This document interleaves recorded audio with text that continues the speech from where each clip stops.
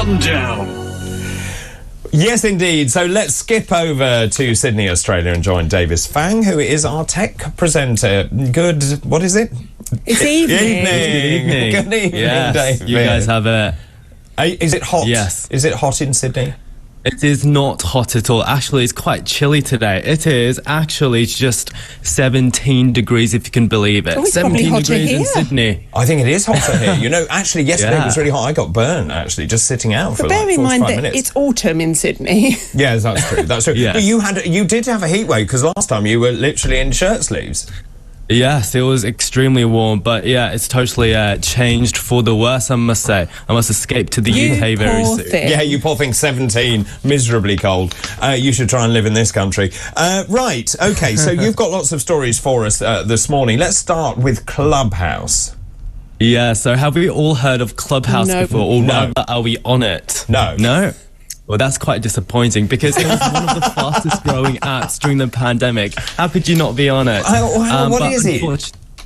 Well, they're losing 50% of their workforce, and it's probably because you haven't personally heard of them, David, but they are essentially a live audio chat group. So it's like sort of like live podcasts, and they launched in March 2020, but by December 2020, they'd actually gone viral. They reached over 600,000 users, which makes them one of the fastest growing social media websites ever. And back then, people could only sign up with an invite. So if you signed up, you got 2 invites. And personally, when I signed up, I kept them very close to my chest, because everyone wanted one. Even the CEO of the company I worked at the time really wanted one of my invites. It was unbelievable. Right. But unfortunately, it isn't doing so well anymore, because there's so many social audio app competitors now, including Twitter Spaces, Facebook Live Audio Room, and they're basically eating into the very shrinking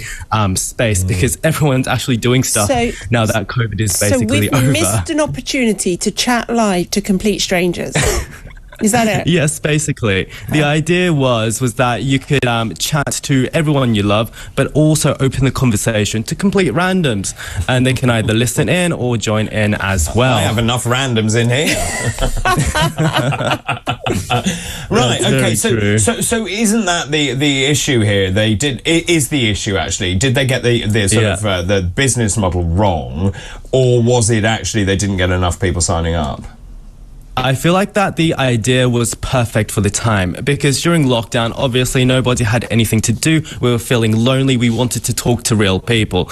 And now that lockdown's over, we can actually talk to people in real life again. So the whole appeal of the space has sort of died down. Year on year, app downloads have decreased by 84%, which is just terrible. So the idea is that the founders are going to rebuild the app, do a Clubhouse 2.0, and basically start from scratch with half of the employees. Okay. I mean, we are actually seeing across the tech world, aren't we? People being laid off in all areas of tech, not just this one. So it may just be a reflection of the whole tech world is having to regroup and expanded too much. And Davis makes a great point about lockdown. Of course, it changed everyone's behaviour, and of course, everyone turned to social media. They turned to technology, and of course, as the world opens up, obviously that's changed. So it'll be interesting. Your next story is really interesting. I think this is the Microsoft Activision deal, a huge deal, and blocked by the regulator. Tell us about that. Yeah, so a lot of you guys might know that Microsoft is trying to buy Activision in a $69 billion deal, which makes it one of the all-time biggest acquisitions of all time. But unfortunately, it's been blocked, and it's been blocked by the UK Competition and Markets Authority of all countries. So it's the English really making their mark again.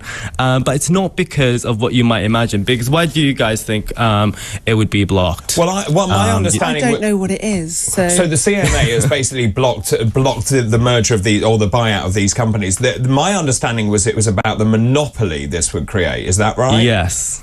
That's what a lot of people think, because Activision, as maybe some of us know, is one of the biggest gaming publishers in the world. They do games like Call of Duty, yeah, there we go, like Overwatch, like Diablo, and back in the day, Guitar Hero. So initial concerns are a bit like yours, David. They'll take away those games from rival systems like Nintendo and PlayStation, but apparently that does not seem to be the main reason why they're blocking the deal.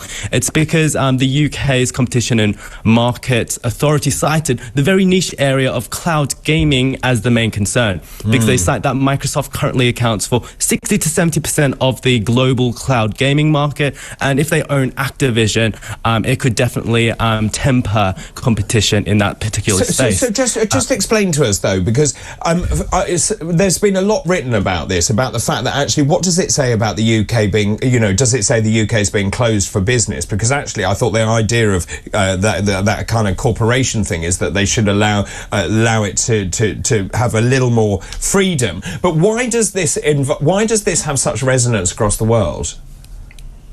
I don't think that it's the UK that's doing anything that's particularly unexpected or unwarranted, because the concerns are actually quite real.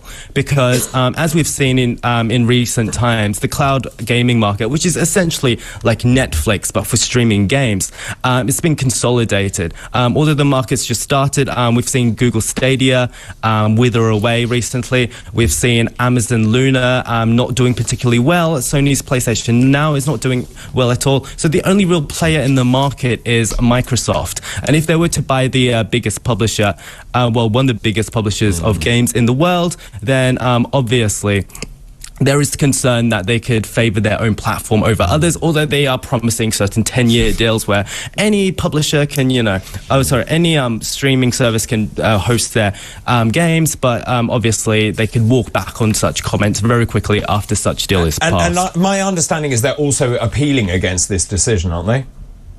Yes, they are appealing it. However, we're not exactly sure if it'll work or not, because the concerns are quite legitimate. Interesting. Let's move on now. This is a fantastic story. Tell us, really funny story. It made me grin. Tell us about what Just Stop Oil have been up to latterly. Yes, so a number of climate change protesters who claim that we are currently on the highway to climate hell with a foot on the accelerator. Well, they've interrupted what they thought was a F1 race, except it wasn't an F1 race, because it turned out that they were interrupting something else completely different. A Formula E race, a competition where all the cars run on green electricity. And I just thought that this was hilarious when I saw it on my Twitter feed. So as you can see in this video probably, the protesters jumped the fence just as the cars were warming up their tires, and then they proceeded to climb over the fence and sit in front of the cars. As we can see, there's a lovely lady doing that. One of the drivers said, we are here, Formula One is standing for helping the environment, and they do this. I just don't really understand. As we can see, it's just confusing everyone. But I guess it just goes to show how unbelievably stupid a lot of these people are. I mean, it just should they not hear the cars, because they don't make noise, the electric cars, don't they? And the Formula One cars, whilst the noise has changed, still make a hell of a noise. I wondered whether they actually had artificial noise, these electric cars. No, I think they try, but it's still the Formula One cars still make an amazing noise. But surely this just proves that they don't even know what they're doing. This is just anarchy, Precisely. Isn't it? Yeah, I mean, it's completely undermined their case, but it's a very funny story. Very funny. Very funny indeed. Very now, also, much so. Finally, there have been leaks, I know, around new technology, particularly around Google, the Google tablet, and also around various phone leaks as well. Tell us about that. Yeah, so Google I.O., which is the event where they often announce new Pixel devices, is happening next month. And naturally, there are a million leaks. Firstly, it's the Pixel tablet. So as we all might know, over the past 10 years, Google has been desperate in trying to get a piece of the tablet market, albeit to very limited success. Like they had the Motorola Zoom in 2011, which was a massive failure. In 2018 was probably the biggest flop of the lot, which was the Pixel Slate, which was one of the worst devices ever made. It was slow, it was buggy, was terrible, and now they are trying again with a Pixel tablet. It was announced last year, but it turns out that basically it's a basic Android tablet that can attach to a stand and turn it into sort of a home hub. It's a sort of an interesting idea, but I don't think that it's going to change the market. More interestingly, though, they are doing the Pixel Foldable, which is Google's first foldable. It was leaked late last year, but we finally got footage of it in real life, and it's sort of like the Samsung Galaxy Fold, but Google-fied. It's a little bit wider, so it's a bit more usable, and I'm sure that Renee is really excited for the launch. Am I right in saying? Oh, I love a foldable, Davis, as you know. And you know what? David loves a stand. Huh? So you love a stand. I do like a stand. Yeah, so this is a story for both of us. Yeah, no, a stand is really important. I actually quite like the idea of having a home hub. I mean, I am sort of anarchy enough to have something like that controls everything in your house. I'd love that.